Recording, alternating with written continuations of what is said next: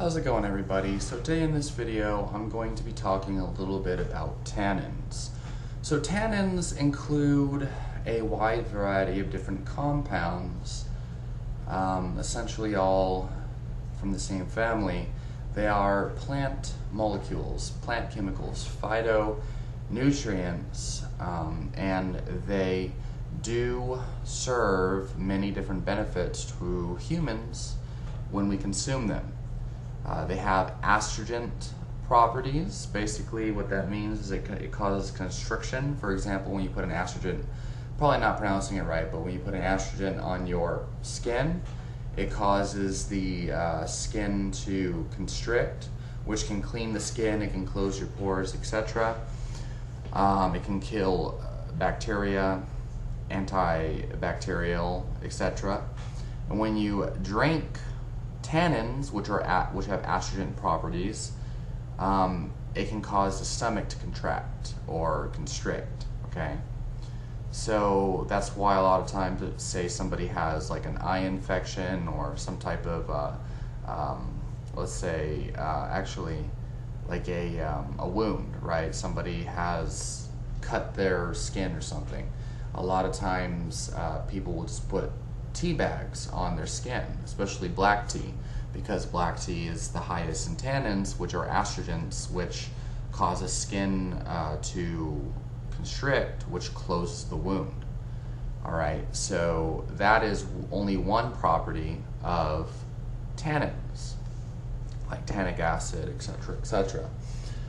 And so there's a lot of benefits. Some studies show anti-cancer benefits, etc., anti-inflammatory benefits. But there's a large majority of people that, for whatever reason, their body cannot metabolize tannins effectively. They get side effects from tannins. This could be genetic, but most likely isn't genetic. This could be a condition such as enzymes, that this could be other dietary factors, nutrient deficiencies and whatnot, that when you consume tannins, whatever nutrient you're deficient in starts to show up only when you consume tannins as certain symptoms.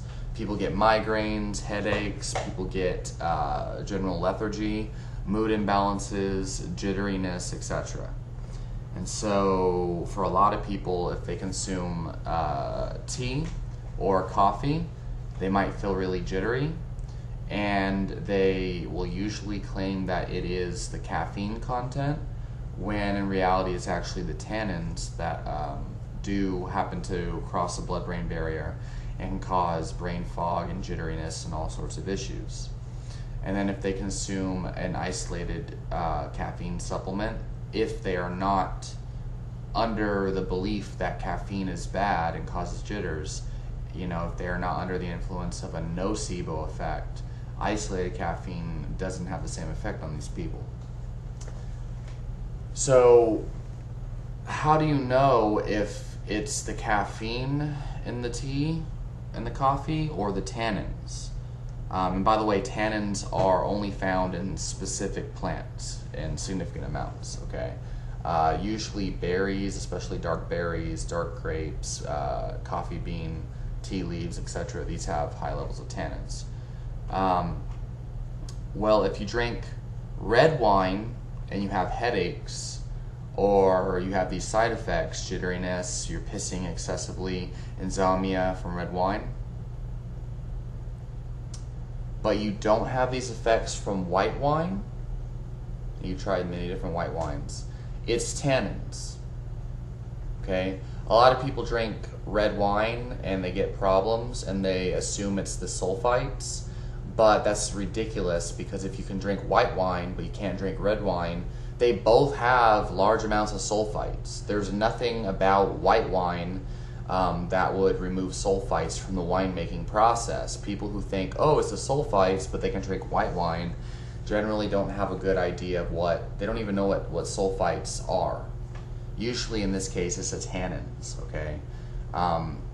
Sulfites are a preservative in the winemaking process, and they are used in both white wine and red wine. They're also used in dried fruit and other goods as a preservative. Most people that react to wine, that react to red wine, they're reacting to the tannins. They're having side effects from tannins. They are not having side effects from sulfites. So you should be able to drink white wine just fine. Okay. So what's the solution? Remove all tannins from the diet unless you can find what might be causing this tannin intolerance. Now, basically the main food groups that you should remove are cacao or cocoa, which would be any kind of chocolate. It's one of the highest sources of tannins. You should remove, you should eliminate any kind of dark colored fruits that might be causing you problems. If turmeric causes you issues, if you notice you have these symptoms when you eat turmeric, these are all high sources of tannins. Black tea, green tea, white tea, and I don't know about oolong. I have to do more research on that one. Hibiscus is another one.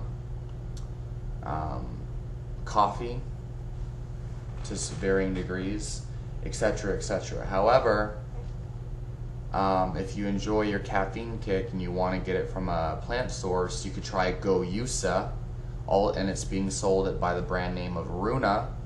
That is a cousin of yerba mate. It has caffeine. It has significantly higher amounts of antioxidants compared to green tea, and compared to yerba mate, Goyusa is even more powerful. But it has no tannins. From what I've read, it has absolutely no tannins within it, or extremely minuscule amounts. And many people with tannin intolerance who have problems with tea, coffee, and yerba mate, they can actually drink Goyusa.